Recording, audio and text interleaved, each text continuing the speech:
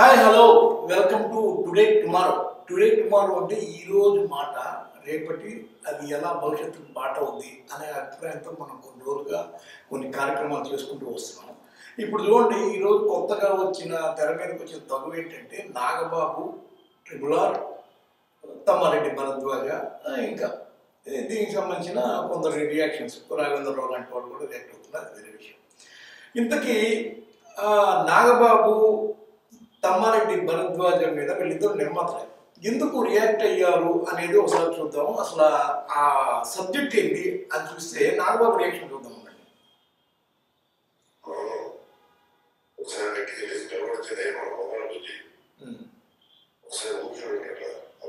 ఆ నాటు నాటు సాంగ్ గురించి నాగబాబు అంటున్న కామెంట్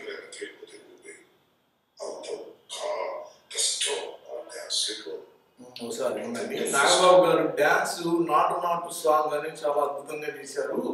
ఆ అద్భుతమైన డ్యాన్స్ మీద మీరు ఎలా కామెంట్ చేస్తారు? ట్రిపుల్ ఆర్ అంటే ఈ సాంగ్ మీకు చూడండి, లారెల్ అండ్ హార్ట్లీ అనే ఈ ఇద్దరు అలనాటి కమెడియన్స్ చేసిన సాంగ్ వాళ్ళు కొద్దిగా స్లో మోషన్లో చేసుకుంటారేమో. ఇది దానికి స్పీడ్ వర్షన్ అయి ఉంటుంది. ఇది నాటు నాటు సాంగ్. సరే, ఇది సబ్జెక్ట్ కాదు.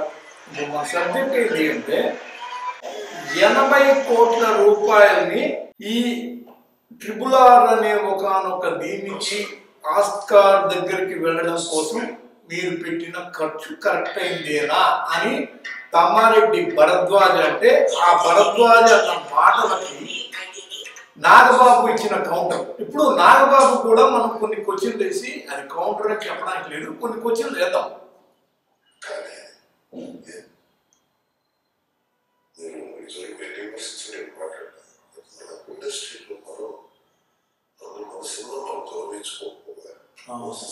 మన సినిమా విషయం చెప్తారా? చాలా తప్పు. గుర్తుపెట్టుకోండి. విమర్శిస్తే మేము ఒప్పుకోం. పొలిటికల్ అండర్లైన్ లేదు, మీరు కాదు.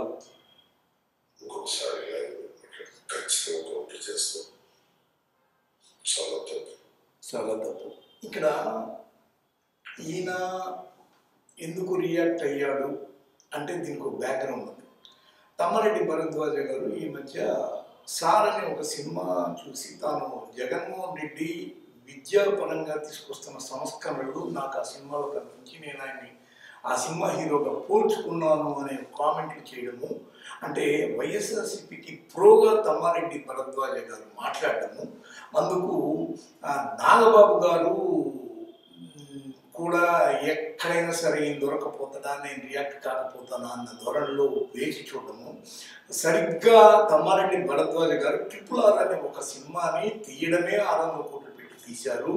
అదే పెద్ద ఖర్చు అనుకుంటే దాన్ని ఆస్కార్ వరకు తీసుకెళ్ళడానికి మీరు పెడుతున్న ఖర్చు 80 కోట్లు అయితే, ఆ 80 కోట్ల ఖర్చులో సుమారు 10 సినిమాలు తీయవచ్చు. ఇంకా 600 కోట్ల రూపాయలు పెట్టి ఎన్ని సినిమాలు వస్తాయో అది వేరే విషయం. ఇక్కడ ఖర్చు అనేది బాగా హైలైట్ అయిన ఒకనొక ఇష్యూ. ఈ ఇష్యూ మీద సబ్జెక్టు డిస్కషన్ జరగాలి. అంటే మామూలుగా ఈ ఆస్కార్లకు వెళ్ళిన సినిమాలు వాటి ఖర్చు రాజమౌళి, ఇక్కడ రాజమౌళిని కూడా కొద్దిగా భూమిలో మనం ఎక్కించాల్సిన పరిస్థితి ఉంది. ఆయన ఇక్కడి నుంచి మన సినిమాలని బాలీవుడ్ దాటించడం, ఆ తర్వాత ప్యాన్ ఇండియా నుంచి ప్యాన్ వరల్డ్ చేయడము, దాని వెనుకున్న పెద్ద స్కెచ్, ఇవన్నిటిని ఎవడు కాదంటం లేదు. ఒక ఎగ్జాంపుల్గా మన దగ్గర ఉండాల్సిన పరిస్థితి. కానీ రాజమౌళి ఆయన పెట్టే ఖర్చు, ఆ సినిమాలు ఎప్పటికి కానీ నాలాంటి నీలాంటి సాదా సీదా మనిషికి లేదా సాదా సీదా దర్శకుడికి ఆదర్శప్రాయం కానే కాదు. నాగబాబు గారు పాయింట్ నెంబర్ 1 ఇది. ఎందుకు అంటే ఇదే మొన్నటికి మొన్న ఇదే ట్రిపుల్ ఆర్ సినిమాని ఆయన కరోనాకి ఇప్పుడు ముందు మొదలుపెట్టి దాన్ని తిరిగి కరోనా కాలంలో ఆపేసి దాన్ని మళ్ళీ తిరిగి రీషూట్ చేసుకొని చాలా ఖర్చుని పెనవేస్తూ పోయి అది 600-700 కోట్ల రూపాయల భారీ బడ్జెట్ సినిమాగా తీశారు. పొరపాటున ఆ సినిమా హిట్ అవ్వడం, దానికి గోల్డెన్ గ్లోబ్ లాంటి జాతీయ అంతర్జాతీయ అవార్డులు రావడం గొప్ప విషయం. మొన్న ఈ మధ్య కూడా 2-3 అవార్డులు సాధించింది. అదేంటంటే దాదాసాహెబ్ ఫాల్కే ఒకటి, ఆ తర్వాత హాలీవుడ్ క్రిటిక్స్ అసోసియేషన్ వాళ్ళు కూడా అవార్డులు ఇవ్వడం ఇవన్నీ జరిగినాయి. ఇదంతా అంటే అంతా మంచిగా జరుగుతుంటే అన్ని మంచి శకునములే సరిగ్గా వెళ్తున్నప్పుడు జరిగే కథలు కావాలి. 600 కోట్ల రూపాయలతో ఒక సినిమా అనేది ఇక్కడెక్కడ ఒక కృష్ణానగర్లోనో ఇంద్రనగర్లోనో లేకపోతే తెలుగు సినిమా కళ్ళలో ఉంటున్న వాడి యొక్క తాహతు కాదని ఇప్పటికీ ఒకటి గుర్తుపెట్టుకోండి. ఎప్పటికైనా మీరైనా ఇంకొకళ్ళైనా జనసామాన్యానికి ఆదర్శవంతంగా ఉన్నప్పుడు మాత్రమే అది సాధ్యం. ఈరోజు ఇదే ఎన్టీఆర్ చూసి మేము నటుడు కాలేము అనుకున్న వాళ్ళు నన్ను చూసి మేము నటుడు కాగలము అన్న అభిప్రాయంతో మాత్రమే ఇండస్ట్రీకి వచ్చి కృష్ణ లాంటి వాళ్ళు హిట్ అయిన పరిస్థితులు ఉన్నాయి. విన్నారా నాగబాబు గారు? ఇప్పుడు నన్ను చూసి కృష్ణ లాంటి వాళ్ళు ఇండస్ట్రీకి వచ్చారు అంటే అరే ఇంత సాదాగా ఉంటే సరిపోతున్నా మన సినిమాలు యాక్ట్ చేయగలము అని చెప్పి చెన్నైకి ట్రైన్ ఎక్కిన పరిస్థితి ఉంది. ఈ రోజున వర్మ లాంటి వాళ్ళు చూస్తే సినిమా తీయడం ఇంత సులభమా అని అనిపిస్తుంది. ఇదే రాజమోహన్ చూస్తే సినిమా తీయడం ఇంత కష్టమా అనిపిస్తుంది. ఇది కూడా పెద్ద సబ్జెక్ట్ కాదు, ఎవరి తాహతకు వాళ్ళది. ఇదే ట్రిపుల్ ఆర్ అనేది పొరపాటున 600 కోట్ల రూపాయలు 200 కోట్లతో మొదలుపెట్టి 600 కోట్ల వరకు దాన్ని ఇచ్చేశారు. కారణం ఏంటంటే అంత భారీ బడ్జెట్ సినిమాని తీయడంలో చాలా డిస్టర్బెన్స్లు వచ్చినాయి. కరోనా లాంటివి చాలా ఆగినాయి, చాలా కింద మీద పడ్డారు, చాలా గౌరవం జరిగినాయి. ఒక సామాన్యమైన మానవుడు, సామాన్యమైన దర్శకుడు, సామాన్యమైన నిర్మాత దీన్ని ఈ విధంగా తెరకెక్కించగలరా? ఈ రోజుకి నిజంగా ఒక సినిమా అంటే మనకి అంతర్జాతీయ స్థాయికి పోయినవి ఇంత ఖర్చుతో పెట్టుకొని పోలా. సత్యజిత్ రేవి సూపర్ డూపర్గా అంతర్జాతీయ స్థాయికి వెళ్ళి పదుల సంఖ్యలో అవార్డు తీసుకున్నాయి. వాటికైనా ఖర్చు ఆ రోజులు దాదాపు కొన్ని వేల రూపాయలు అయితే అంతే. పతేర్ పాంచాల్ లాంటి కొన్ని కథలు ఇంటర్నేషనల్ బెస్ట్ హ్యూమన్ డ్రామాగా తెరకెక్కిన పరిస్థితులు ఉన్నాయి. ఆ తర్వాత శంకరాభరణం లాంటివి, ఆ తర్వాత ఎస్వీఆర్ లాంటి వాళ్ళు మన తొలి అంతర్జాతీయ అవార్డు అందుకున్న నటులుగా పేరు సాధించారు. ఆ రోజున ఇంకా పెద్ద ఖర్చు పెట్టలా.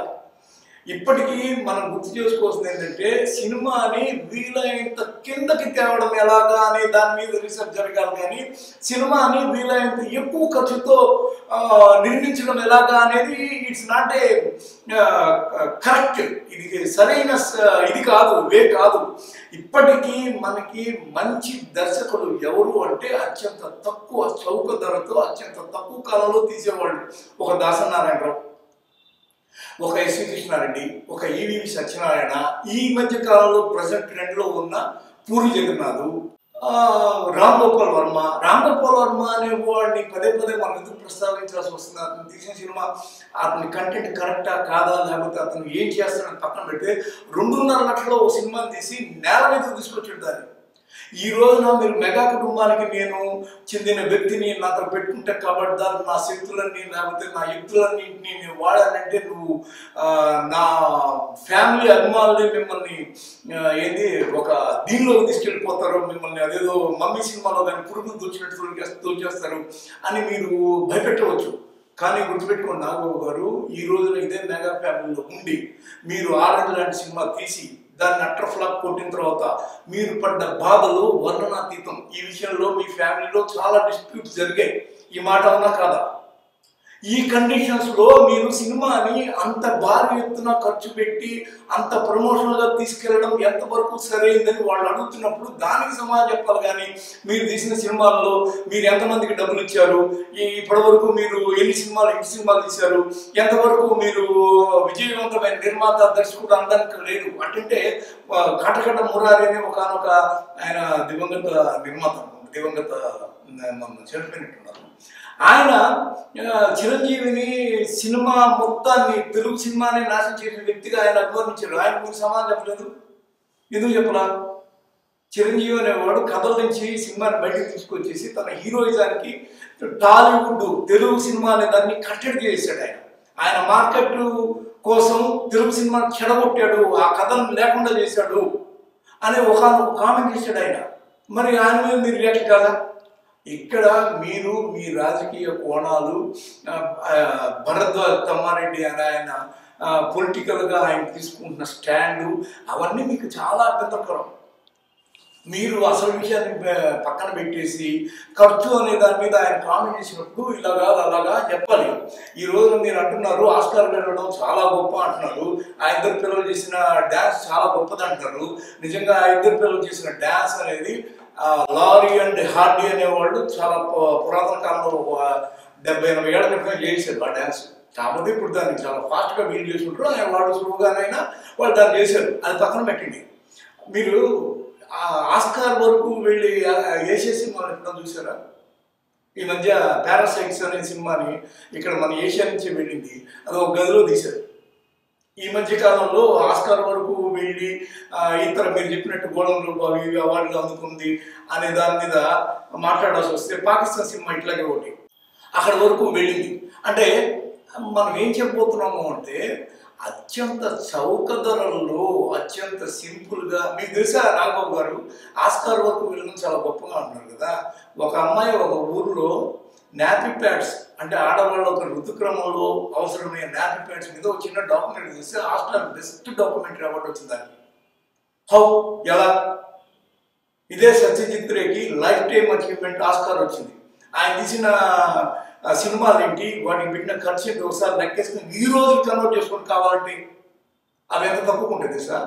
ఒక దర్శకుడు అనేవాడు చాలా సింపుల్గా సినిమా తీసి దాన్ని అంతర్జాతీయ స్థాయికి చాలా తక్కువ ఖర్చుతో, తక్కువ లొకేషన్తో, తక్కువ అటెన్షన్తో అంతర్జాతీయ స్థాయికి తీసుకువెళ్ళడం మాత్రమే ఆదర్శం అవుతుంది. అదే మన తెలుగు సినిమా అవుతుంది. అలాంటిది ఏమి లేకుండా విచ్చలవిడిగా డబ్బు ఖర్చు పెట్టేసి సరే ఒకడు రోల్ మోడల్ ఉండాలి కదా అని చెప్పేసి ఉండడం కరెక్టే, కానీ అక్కడ వరకు అంత భారీ ఎత్తున దాదాపు సినిమా ఏం కర్మండి బాబు, ఒక RRRకి ఖర్చు పెట్టిన దాని మీద మన ఇస్రో వాళ్ళకి ఇస్తే 6-7 రాకెట్లు అవుతారు. అది ప్రపంచానికి ఎంత అవసరం తెలుసా? ఇలాంటి కాపీ పేస్ట్ కామిక్ సినిమాలు తీసుకోవడానికి ఇన్ని భారీ 100ల కోట్లు ఖర్చు పెట్టడం ఎంతవరకు కరెక్టు? దాన్ని ప్రశ్నించిన వాళ్ళ మీరు రాజకీయ కోణంలో అటాక్ చేయడం ఇంకెంతవరకు కరెక్టు? వాళ్ళ మీద మేము మా శ్రేణుల్ని ఉపయోగిస్తాం, లేకపోతే మా శక్తియుక్తులన్నింటినీ వాడతాం అని చెప్పి మీరు బెదిరిస్తున్నారు. ఇది మీరు ఒక సినిమా టెక్నీషియన్గా మీరు ఓకేనా ఇలాంటి కామెంట్ చేయడానికి? మీరు ఈరోజు మెగా బ్రదర్స్లో ఒకరు మెగా ప్రొడ్యూసర్గాను మీరు అవతరించారు. మీ అన్నదమ్ములు లేకపోతే వాళ్ళ ఇంట్లో మీ మెగా హీరోలతో సినిమాలు తీశారు. ఈరోజు మీరు సైలెంట్గా ఉన్నారు. సినిమా అనేది అంత ఎక్స్పెన్సివ్గా మీరు మార్చేశారు, మీ ఫ్యామిలీస్ అందరూ కలిసి మార్చేశారు. వాటికి మీరు సమాధానం వెతుక్కోండి. ఈరోజు సింపుల్గా 1-2 కోట్లలో కూడా సినిమా తీయడం ఎలా అని దాని మీద ప్రాక్టీస్ చేసి దాన్ని గొప్పగా భావించి దాన్ని చెప్పట్టుకోండి సార్. ఆ చెప్పట్లేవి ఎందుకని మీరు అంత యాంగ్జైటీ ఫీల్ అవుతున్నారు? ఎందుకు సైడ్ ట్రాక్ పట్టిస్తున్నారు? ఎందుకు ఈ పొలిటికల్ అటాక్స్ చేసుకుంటున్నారు? మీరు చెప్పండి. RRRకి భరద్వాజ్కి ఆయన చేసిన కామెంట్లకి దాని మీద కొన్ని రాజకీయాలకి ఏమన్నా సంబంధం ఉందా? మీరు దాని ఎందుకు రాజకీయాల వైపు లాగేస్తున్నారు? వీటన్నిటి కూడా మీరు కౌంటర్ చెప్పాల్సి ఉంటుంది, వీటన్నిటి కూడా మీరు సమాధానం చెప్పాల్సి ఉంటుంది నాగబాబు గారు. Thank you. హాయ్ ఫ్రెండ్స్, మా టుడే టుమారో యూట్యూబ్ ఛానల్ చూస్తున్నందుకు చాలా థ్యాంక్స్. మరిన్ని లేటెస్ట్ వీడియోస్ కోసం వెంటనే సబ్స్క్రైబ్ చేయండి. అలాగే ఈ బెల్ ని కూడా రింగ్ చేసేయండి. మా నోటిఫికేషన్స్ అన్ని మీ మొబైల్లో వస్తాయి. అలాగే మా వీడియోస్ మీకు నచ్చితే లైక్ చేయండి, షేర్ చేయండి, నచ్చకపోతే కామెంట్ చేయండి.